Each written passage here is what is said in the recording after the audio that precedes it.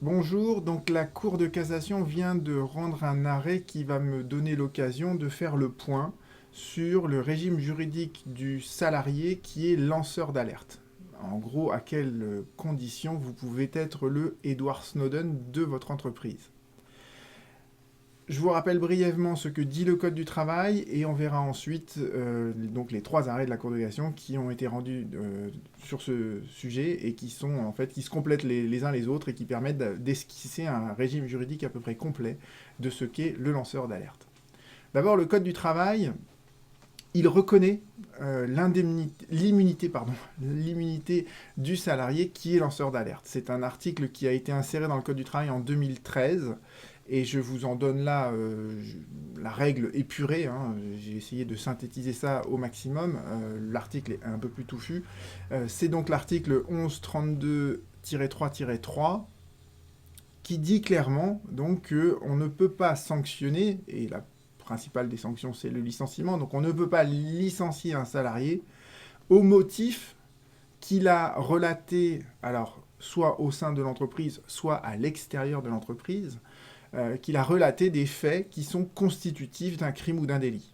Et le Code du travail ajoute, même si ce n'était pas vraiment nécessaire, que pour pouvoir bénéficier de cette immunité, le salarié doit bien évidemment être de bonne foi, et la Cour de cassation a dit à quelles conditions on pouvait apprécier cette bonne foi, à quelles conditions on allait caractériser la mauvaise foi du salarié. Et on va revenir sur ce point.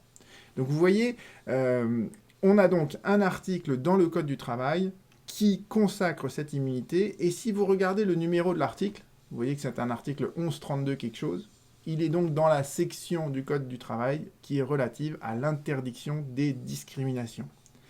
Et comme tous les articles de cette section du Code du travail, si l'employeur sanctionne, si l'employeur licencie un salarié parce qu'il a été de bonne foi un lanceur d'alerte, eh bien la sanction de ce comportement de l'employeur, c'est donc la nullité de la décision qu'il a prise. Et ça, c'est ce que dit l'article juste en dessous, l'article suivant, 1132.4, que vous connaissez bien en matière de discrimination, d'accord. Toute décision qui a été prise par l'employeur en méconnaissance de l'article 1132-3-3 que je viens de vous annoncer, eh bien, toute décision prise par l'employeur, elle est nécessairement nulle. Donc si l'employeur licencie un salarié pour avoir été un lanceur d'alerte, le licenciement sera nul, on n'applique pas les barèmes Macron, et l'indemnisation du préjudice se fait dans son intégralité. Alors, ça c'est ce que nous dit le Code du travail, voyons ce que nous dit la Cour de cassation à travers sa jurisprudence. Alors, la première chose que nous dit la Cour de cassation, en fait, c'est que cet article du Code du travail, il était peut-être pas tout à fait nécessaire. C'est un arrêt, en fait, publié au bulletin, un arrêt de 2016. Et rien qu'à la date de cet arrêt, vous savez ce que va dire la Cour de cassation. Parce que pour qu'il y ait une procédure qui arrive jusqu'à la Cour de cassation, il faut en moyenne 5 ans. Et donc, forcément, si la Cour de cassation statue sur la question du lanceur d'alerte au terme d'une procédure qui a duré 5 ans, c'est que les faits en question sont d'avant 2013. Donc d'avant le moment où on a consacré dans le Code du travail l'article sur le lanceur d'alerte. Et la Cour de cassation nous dit, mais avant même qu'on consacre l'immunité du lanceur d'alerte par le Code du travail, eh bien, il y avait quand même autre chose avant, c'est la Convention de sauvegarde des droits de l'homme et son article 10. Et qu'est-ce qu'il dit l'article 10? Il traite de la liberté d'expression. Et donc la Cour de cassation nous dit, ben voilà, le fait pour l'employeur de licencier quelqu'un qui a relaté auprès du procureur de la République, auprès d'un commissariat, des faits qui se sont passés dans l'entreprise et qui pourraient constituer un crime ou un délit, eh bien, cette attitude de l'employeur, c'est une atteinte à la liberté d'expression du salarié. D'accord? Et il n'y a pas besoin du Code du travail pour nous le dire, puisque la Convention européenne de sauvegarde des droits de l'homme reconnaît la liberté d'expression. Et là, en l'occurrence, la Cour d'appel avait dit, mais le salarié ne peut pas se prévaloir des dispositions du Code du travail qui ont été insérées dans le Code du travail en 2013, puisque les faits remontent à 2010. Et la Cour de cassation lui répond, bah ok, on n'appliquera pas le Code du travail, on appliquera tout simplement la Convention de sauvegarde des droits de l'homme. Et si on veut décortiquer en fait le raisonnement de la Cour de cassation tel qu'il apparaît de manière un peu massive dans l'attendu que vous voyez, il y a en fait quatre 4 propositions. Et la première proposition, il faut bien se la rappeler parce qu'elle est très importante, c'est que le salarié, il dispose d'une liberté d'expression dans l'entreprise, mais également en dehors de celle-ci. Cette liberté d'expression, c'est une liberté fondamentale. Et quand le salarié va dénoncer au procureur de la République ou dans un commissariat des faits qui sont constitutifs d'un crime ou d'un délit, il ne fait qu'exercer cette liberté d'expression qui est une liberté fondamentale. Et dès lors que le salarié exerce cette liberté d'expression de bonne foi, eh bien, il n'y a pas d'abus dans l'exercice de cette liberté d'expression. Et par conséquent, si l'employeur sanctionne un salarié pour avoir exercé une liberté fondamentale, le licenciement est nécessairement nul. Et c'est ce que reconnaît la Cour de cassation dans l'arrêt de 2016, qui est donc le premier arrêt en fait, sur le statut du lanceur d'alerte au sein de l'entreprise. Ce statut du lanceur d'alerte, finalement, il est consacré par le Code du travail, mais il était déjà en germe dans la Convention européenne de sauvegarde des droits de l'homme, dans son article 10, au titre de la liberté d'expression. Donc ça, c'est la première précision que nous fait la Cour de cassation concernant l'articulation, en fait, entre le lanceur d'alerte et cette liberté fondamentale qui est la liberté d'expression. Deuxième chose que nous dit la Cour de cassation, c'est à quelles conditions doit-on apprécier la mauvaise foi donc du salarié. Et là, la Cour de cassation, elle est très stricte. Elle nous dit, la mauvaise foi du salarié, elle ne peut résulter que de la connaissance par le salarié de la fausseté des faits qu'il dénonce. Autrement dit, il faut que le salarié sache pertinemment que les délits et les crimes qu'il va reporter au procureur de la République ou dans un commissariat, ces délits, ils sont totalement imaginaires. Ils n'ont aucune base factuelle, la plus ténue qui soit. D'accord ? Et la Cour de cassation dit bien ensuite, par voie incidente, elle nous dit on ne peut pas caractériser la mauvaise foi simplement parce que les faits que le salarié aura dénoncés ne sont pas établis. Alors qu'est-ce que ça veut dire ça ? En fait, les deux propositions, elles se comprennent, elles s'articulent bien entre elles. La première proposition, en fait, elle revient à dire, pour apprécier la mauvaise foi du salarié, en fait, on se place au moment où il va dénoncer ses faits auprès des autorités ou auprès de son employeur. D'accord ? Et on regarde exactement à ce moment-là, est-ce que le salarié, il était parfaitement conscient que ce qu'il dénonçait, c'était complètement faux.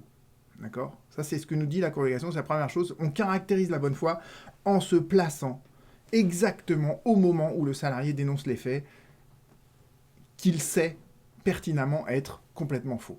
D'accord ? Et la Cour de cassation nous dit ensuite, c'est le salarié, il peut dénoncer des faits aux autorités, aux procureurs, dans un commissariat. Il peut dénoncer des faits à partir d'éléments qui, au moment où il les décrit, semblent avérés. Et dans ce cas-là, sa bonne foi, elle est caractérisée. Et ce n'est pas parce que ensuite le procureur décide de ne pas de classer sans suite la plainte, d'accord ? C'est pas parce que finalement au commissariat ils sont débordés par d'autres plaintes et qu'ils n'arrivent pas à caractériser les faits qui ont été dénoncés par le salarié. Bon, eh bien finalement, ce qui se passe dans le cadre de l'action pénale, eh bien en fait c'est quelque chose qui est totalement indifférent vis-à-vis de l'appréciation de la bonne foi du salarié. Donc on ne va pas se placer, on ne va pas prendre en considération le classement sans suite en fait d'une plainte qui aurait été déposée pour rétrospectivement dire eh bien si la plainte a été classée sans suite, c'est donc que le salarié était de mauvaise foi. Non. En fait le salarié, il n'a pas à supporter le risque de l'issue en fait de l'instance pénale qui se sera nouée ou pas d'ailleurs devant les juridictions pénales. Donc vous voyez que cette appréciation de la bonne foi, elle est très fine de la part de l'occasion, elle est très rigoureuse d'ailleurs. Pour caractériser cette mauvaise foi, il faut prouver que le salarié était parfaitement au courant de la fausseté des faits qu'il dénonce, d'accord ? Et on ne va pas lui faire peser sur lui le risque de l'issue de cette procédure pénale. Et c'est ce que nous dit la Cour de cassation dans un arrêt du 8 juillet 2020, un arrêt qui a été publié au bulletin. Et dernière chose d'ailleurs qui est intéressante à noter à propos de cet arrêt, c'est qu'en fait dans la première proposition, sur la manière de caractériser la mauvaise foi du salarié, en fait la Cour de cassation a fait un copier-coller d'une jurisprudence qu'on retrouve en matière de harcèlement moral. Je vous ai donné 2 arrêts publiés sur cette question. Parce qu'en matière de harcèlement moral, vous avez à peu près le même article dans une autre section du Code du travail qui vous dit qu'on ne peut pas licencier un salarié pour avoir relaté auprès de l'employeur l'existence d'une situation de harcèlement moral dans l'entreprise. Donc en fait, depuis longtemps, en matière de harcèlement moral, on a à peu près cet équivalent du lanceur d'alerte. Et généralement, ce qui se passe, c'est que c'est la victime du harcèlement moral qui dit à son employeur « je suis victime d'un harcèlement moral », et parfois l'employeur licencie la victime plutôt que de licencier l'auteur du harcèlement moral. Et le Code du travail prévoit donc une immunité de la victime, ou de celui qui relate la situation de harcèlement moral auprès de l'employeur. Il ne peut donc pas être licencié pour avoir relaté de bonne foi des agissements de harcèlement moral qui se sont perpétrés dans l'entreprise. Et la Cour de cassation a dit, à quelles conditions peut-on apprécier la bonne foi de celui qui relate une situation de harcèlement moral ? Eh bien, c'est s'il a connaissance de la fausseté des faits qu'il dénonce au moment où il les dénonce auprès de l'employeur. Donc vous voyez que la Cour de cassation, elle a fait un copier-coller pour le lanceur d'alerte d'une solution qui était reconnue depuis très longtemps en matière de harcèlement moral. Donc de ce point de vue-là, il y a une sorte de régime assez unifié en fait de à quelles conditions on peut apprécier la mauvaise foi en fait d'un salarié dans ces cas-là. Et j'en arrive enfin au dernier arrêt qui a été rendu donc par la Cour de cassation début novembre, un arrêt qui lui aussi est publié.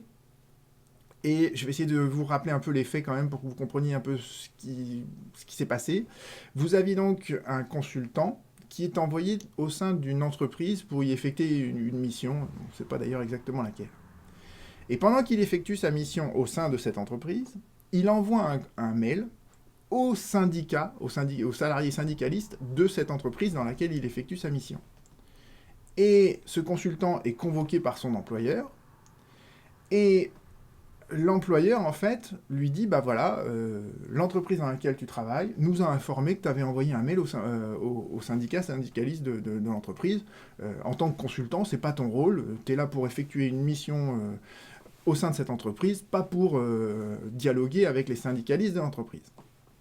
Et donc, en fait, le salarié se rend compte, le consultant se rend compte que l'entreprise dans laquelle il intervient surveille à leur insu les communications électroniques des salariés, et en particulier les communications électroniques des salariés syndicalistes.